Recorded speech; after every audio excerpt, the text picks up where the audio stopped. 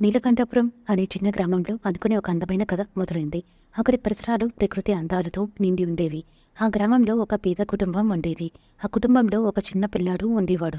అతని పేరు మధు. మధు చాలా జ్ఞానవంతుడైన పిల్లోడు. కానీ అతని కుటుంబం చాలా పేదది. మధు తల్లి రంగమ్మ రోజంతా కూలి పనులు చేస్తూ కుటుంబాన్ని పోషించేది. తండ్రి సత్యం ఒక దినసరి కూలి. అయినా మధు చదువుపై ఉన్న ఆసక్తి చాలా ఎక్కువ. మధు ప్రతిరోజు పాఠశాల వెళ్ళడం చాలా ఇష్టపడ్డాడు. అతని తల్లిదండ్రుల కష్టాలను చూసి తన జీవితాన్ని మార్చాలని అనుకున్నాడు. ఒకరోజు పాఠశాలలో నిర్వహించిన విజ్ఞాన పోటీకి మధు పాల్గొన్నాడు. అతని ప్రతిభను చూసిన పాఠశాల ఉపాధ్యాయులు ఆశ్చర్యపోయారు. మధు మొదటి బహుమతిని గెలుచుకున్నాడు. ఆ రోజు మధు తల్లిదండ్రులు చాలా గర్వంగా అనిపించారు. మధు ప్రతిరోజు మరింత కష్టపడి చదువుకున్నాడు. పాఠశాలలో అన్ని పరీక్షల్లో ఉత్తమ ఫలితాలు సాధించాడు. అతని కృషి ఫలితంగా అతని ఊరి మునుపటి కాలేజీలో ప్రవేశం పొందాడు. కాలేజీలో కూడా అతని ప్రతిభ విన్నపంను అందరికీ తెలియచేసింది.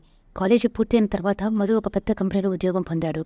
అతని కష్టాన్ని పట్టుదలను చూసి కంపెనీ యాజమాన్యం అతన్ని సీనియర్ మేనేజర్గా ప్రమోట్ చేసింది.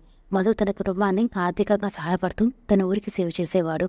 మధు కథ ప్రతి ఒక్కరికి ఒక ప్రేరణ. అతని కృషి, పట్టుదల, కలలు సాకారం చేసుకునే సంకల్పం ప్రతి ఒక్కరికి స్ఫూర్తినిచ్చాయి. కష్టమైన లక్ష్యం అన్న అర్థం మధు జీవితంలో సత్యమని నిరూపించబడింది. Thank you all for watching this maths quite channel. Bye bye.